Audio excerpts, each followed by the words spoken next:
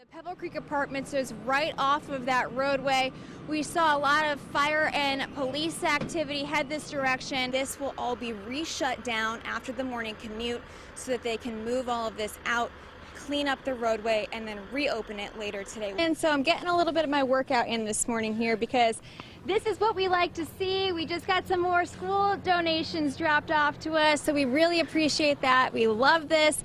We're out here really early this morning. The drive doesn't even kick off until 9. Also worth mentioning, since the temperatures are expected to drop again tonight, as you can see, some of these roadways are already icing over. So that means if you get caught with your cell phone out, you could actually get tossed from the performance. But what's even more amazing, this is nothing new. He makes these unbelievable shots all the time. There they are. They checked in. WDBJ 7 morning pep rally. But if you take a look behind me, you can already see all that haze rolling in just to the right of that tower there. That's Fort Lewis Mountain. VDOT's getting ready to hold a public hearing later today on this area of Electric Road right near Tanglewood Mall. The ladies here in Franklin County say they've recently come into contact with fentanyl, and the concern is that the naloxone they're carrying won't be enough to help save people's lives. We grabbed a couple backpacks earlier, and these are the kinds of things that you are looking for. Parents get these keepsake boxes and, of course, the books while their babies are here in the hospital. This is what I-81 in Botetourt County looked like this morning.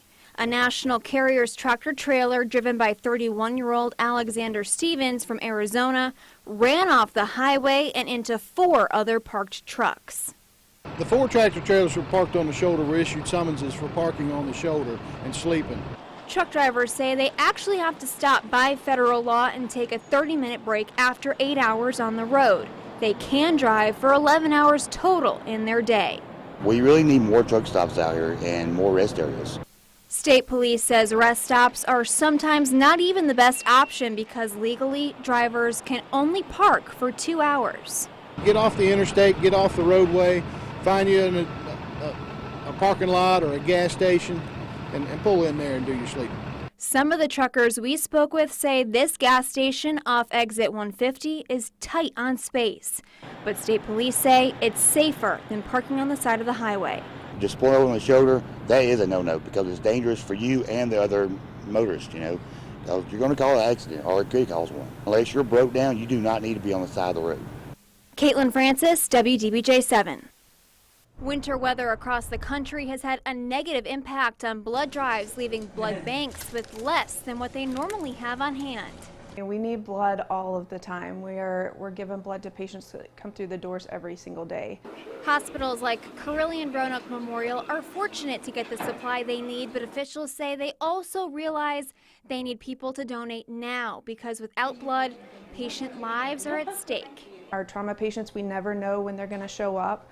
And it's not, it's not only trauma patients, it's any kind of patient. Patients like Ben Bain, who just finished up chemotherapy treatments for a rare form of cancer, Ewing sarcoma found in his pancreas. He credits transfusions for his survival. I don't know if I'd be here.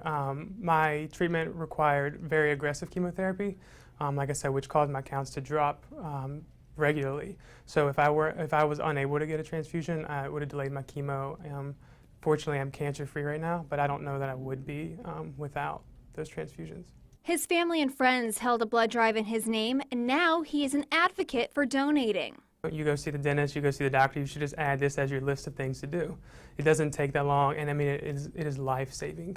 O negative is needed most, but any donation is appreciated, especially during a time of desperate need.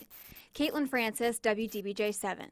Smack talking between the players and the teams, a little smack talking between the coaches. Leo Hirschbrenner is back for his 10th year as coach for the Hoses. Then there's me, the rookie. This is what you all woke up to this morning. But of course, I still want to crush Caitlin. So. Well, yeah, just the winter NBA, but I still want to crush her. When she wakes up and hears all the smack talking you've been doing. She's sleeping. She's I'm not saying she's lazy, but we're awake, getting things done. She's sleeping. Yeah, I'm not saying anything. I was. But which team has the better record, Leo? And my record is a solid 2-7. He's looking to make this year number 3, but this rookie says, no way. Here to win. All right, guys, let's do it. The players just as competitive. I always like to think we're going to win. I think this year's it's our year to come back at it with a win. So, especially with a great coach. On the hoses side, great coach. Over on the gun side, confidence with a little superstition. I want to say we're going to win, but I don't want to jinx myself. As for Leo and me, when all of this is said and done, During the game, no friends.